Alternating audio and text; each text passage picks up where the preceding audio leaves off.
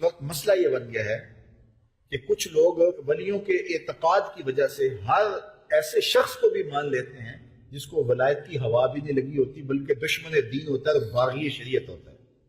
ایک تو یہ طبقہ ہے، ہر ایرے غیرے کو، ہر نتھو خیرے کو، ہر منہ دراز کو، جس نے بھی کپڑے اتار کے پھینک دیے، گالیاں دینی شروع کر دیں تو اس کو مان لیا۔ ایک تو طبقہ وہ ہے۔ یہ ایک غلطی ہے ہماری کہ چونکہ میں اس پچھلے جو میں عرض کیا تھا کہ نقل اس کی آتی ہے جس کی مارکیٹ میں ڈیمانڈ ہو۔ کبھی آپ نے لوہے کی نقل نہیں دیکھی ہوگی، سونے کی نقل ہوتی ہے۔ تو جس چیز کی مارکیٹ میں ڈیمانڈ ہو، جس کی کوئی قیمت ہو، اس کی نقل آتی ہے۔ تو شریعت میں جو اولیاء کرام ہیں ان کی توقیر بتائی گئی ہے، ان کی تکریم بتائی گئی ہے، ان کے پاس آنے کا، بیٹھنے کا، ان کی خدمت کرنے کا درس دیا گیا ہے۔ تو لہذا معاشرے کے اندر جو اغراض نفس رکھنے والے لوگ ہیں وہ اس روپ کے اندر اس طرح کے جبے اور لباس پہن کے آ جاتے ہیں۔ تو چونکہ اصل کی قدر و قیمت ہے تو نقل بھی موجود ہے۔ تو اصل اولیاء اللہ ہے، اور یہ جعلی 2 نمبر جو بھی سلسلے جو ہے وہ معاشروں کے اندر موجود ہیں اور امت مسلمہ کے اندر موجود ہے، ان کے کام بھی چل رہے ہیں۔ تو ہمیں آنکھیں کھول کے جینے کی ضرورت ہے کہ ہم اصل کو تلاش کریں اور 2 نمبر سے اپنے دین کو، ایمان کو، عقیدتوں کو خراب نہ کریں۔ تو ایک طبقہ تو وہ ہے کہ جو اصل کے دھوکے میں نقل کو بھی خرید رہا ہے، اور ایک طبقہ وہ ہے کہ جو نقل سے دھوکہ کھاتا ہے تو پھر اصل کا بھی انکار کر دیتا ہے۔ تو جو اصل کا انکار کر دے گا نقل کی وجہ سے تو وہ بھی محروم ہو گئے۔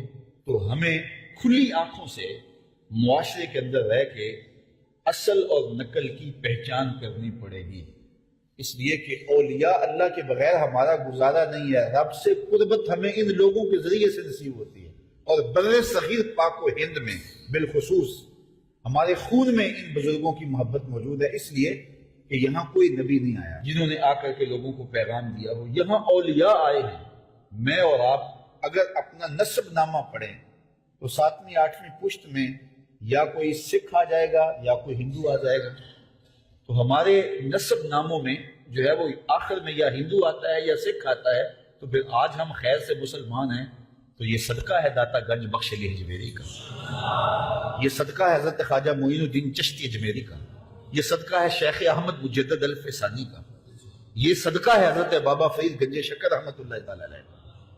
تو ہمارے آباء و اجداد کو جو اسلام ملا ہے وہ ان بزرگوں کی وجہ سے ملا ہے، اس لیے جو وفادار خون ہوگا وہ کبھی بھی ان بزرگوں کا باغی نہیں ہوگا۔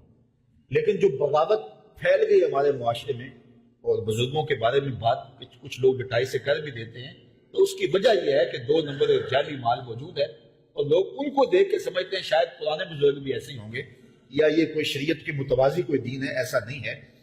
اور دوسری جانب یہ ہے کہ بزرگوں کے نام پر ہر ایرے غیرے کو حضور کی سنت کا قاتل ہو، شریعت کا باغی ہو، کتے لڑاتا ہو، اور جو ہے وہ بٹیرے لڑاتا ہو، اور آستانے پہ گدی نشین بن کے مچھل شاہ بیٹھا ہوا ہو، اور ہم کہتے ہیں یہ فلاں بزرگ کی اولاد ہے۔ میاں ہم سارے حضرت آدم کی اولاد نہیں ہیں، تو سارے نبی کی اولاد ہیں کہ نہیں؟ تو پھر اس بنیاد پر جو ہے وہ آپ اپنی عقیدت اس کے ہاتھ گروی رکھ دیتے ہیں، اور وہ ساری زندگی آپ کی عقیدت سے کھیلتا ہے۔ نگہباں بن کے جو اہل چمن کی آبرو لوٹے، چمن والو عقیدت چھوڑ دو ایسے نگہباں کی۔ یہ سوشل میڈیا کے اوپر کوئی تصویر گھوم رہی ہے جس کے اندر وہ کوئی بدماش قسم کا پیر ہے، بظاہر اس نے جبہ کبا جو ہے وہ داڑھی بھی رکھی ہوئی ہے، اور وہ عورتوں سے بغلگیر ہو رہا ہے اور اس کو پھیلایا جا رہا ہے۔ تو ہمارا اس سے کیا تعلق ہو سکتا ہے؟ کیا رشتہ ہے جو شریعت رسول کا باغی ہے؟ آقا کریم علیہ السلام سے کسی عورت نے مصافحہ کرنا چاہا تو حضور نے فرمایا لا اصافح النساء، میں عورتوں سے مصافحہ نہیں کیا کرتا۔ تو حضور نے تو یوں ارشاد فرمایا۔ تو یہ پیر کہتا جی میری تو بیٹیوں کی جگہ پہ بکواس کرتا ہے، جھوٹ بولتا ہے، بیٹیوں کی جگہ پہ ہیں، بیٹیاں تو نہیں ہیں۔ تو یہ شریعت اسلامیہ کا مسئلہ ہے۔ حضرت سعید بن المسیب رضی اللہ تعالیٰ عنہ جلیل القدر تابعی ہیں، آنکھوں سے نابینے تھے، 80-82 سال کی عمر میں زندگی اور موت کی کشمکش میں تھے۔ کوئی ان کا حال پوچھنے گیا، کہا سعید سناؤ کیا حال ہے؟ اللہ کا شکر ہے، شیطان جس روپ میں مرضی آئے میرا کچھ نہیں بگاڑ سکتا۔ لیکن پھر کہنے لگے ہاں اگر عورت کے روپ میں آ جائے تو یہ بڑا اس کا ڈاڈا جال ہے، یہ بڑا مشکل روپ ہے۔ شیطان جس روپ میں مرضی آئے میرا کچھ نہیں بگاڑ سکتا، لیکن عورت کے روپ میں آ جائے تو بڑا مشکل ہے۔ یہ کون کہہ رہا ہے جو 80 سال کی عمر میں ہے؟ یہ کون کہہ رہا ہے جو آنکھوں سے نابینا ہے؟ یہ کون کہہ رہا ہے جو زندگی اور موت کی کشمکش میں ہے؟